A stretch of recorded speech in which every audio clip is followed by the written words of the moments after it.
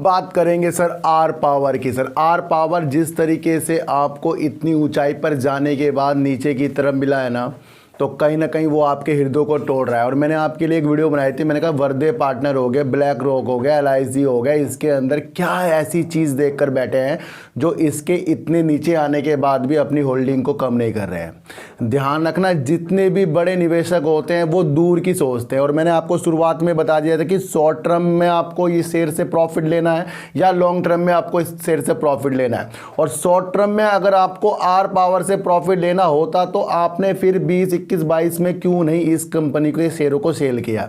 और अगर आपका विषय लॉन्ग टर्म का है तो फिर इन छोटी छोटी चीज़ों में इसके ऊपर नहीं खोना है, क्योंकि इसके अंदर जितने भी बड़े, ब्लैक रॉक एक बहुत बड़ा नाम है, मैंने आपको पहले भी बताया था, इन्वेस्टमेंट की दुनिया में सबसे बड़ा वो इन्वेस्टमेंट करता है। और उसके बाद फिर वर्दे पार्टनर, ये क्या ऐसी अभिलाषा आर पावर में देखकर बैठे हैं जो आने वाले दिनों में इनके शेयरों को और अच्छा कर देगी, जो इन्होंने इसके अंदर स्टेक लेकर बैठा है। तो यहाँ पर अगर आपको शेयर प्राइस इतनी नीचे के साथ गिर रहा है तो इसका मतलब ये नहीं कि इस कंपनी के शेयर जो हैं जीरो हो रहे हैं और यहीं से फिर ये तेजी दिखा रहा है। हो सकता है ये आगे भी आपको तेजी दिखाए, फिर ये शेयर नीचे की तरफ आए। देखो सर, सबसे पहले अपने शेयर मार्केट में अपने को समझाओ कि आपने आर पावर में जो है ना किस तरीके का प्रॉफिट लेने की मंशा बनाई है। देखो, दूर की जो चीज़ इसके अंदर है, फिर हम बड़े बड़े इन्वेस्टर को देखते हैं, भाई इन्होंने क्यों इसके अंदर अपने इन्वेस्टमेंट को बनाया है।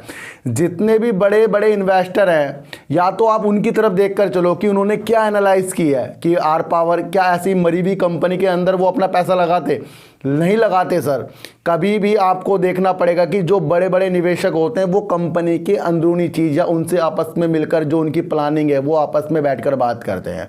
और जब हमें पता लग जाए कि किसी बड़े निवेशक ने ऐसी कंपनी पे दाव लगाया जो मरी हुई है, तो समझ लो वो कंपनी मरी हुई नहीं है। तो आगे जाकर ये आर पावर आपको तेजी के संकेत तो सर दिखाएगा ही, लेकिन ये करता ऐसी है, जहाँ ये 15 में गया फिर वहाँ प्रॉफिट बुकिंग आएगी, ये फिर दोबारा लुढ़क कर 10 पे आएगा। तो यहाँ पर आपको अपने को समझाना है, या तो आपको कुछ शेयरों को रखने छोड़ने हैं जो आपको लॉन्ग टर्म का विषय बनाकर प्रॉफिट में दे। और अगर आपको इस तरीके से ये सर आर पावर ये हो जाएगा वो हो जाएगा, तो समझ लो सर फिर इस शेयर से हमें दूर रहना है।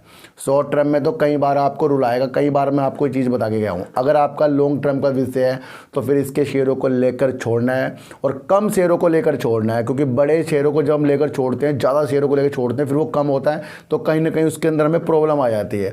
तो आर पावर आज भले इसने थोड़ी सी तेज़ी दिखा दी हो, लेकिन इसका विषय अगर आपको जानना है तो 14 से 15 रुपये का विषय अगर यहाँ पर आप देख रहे हैं तो ये बेस्ट हो सकता है आने वाले दिनों के लिए।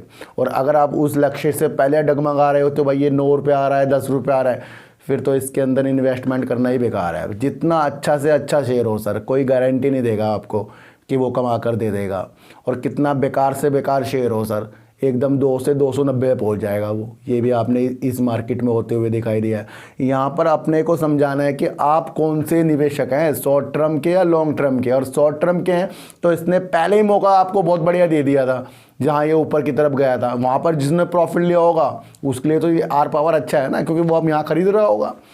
तो ये सर ये चीज़ें चलती रहेंगी। हम जहाँ एंट्री करते हैं वो ज़्यादा मायने हो जाता है, उसमें ही हमारी जो स्थिति को अच्छा करने की प्रतीक्षा होती है। और जब हम प्रतीक्षा ही नहीं कर पाएंगे किसी चीज़ में तो हमें कुछ भी मिलने वाला नहीं है। अब बात करेंगे सर वोडाफोन आइडिया।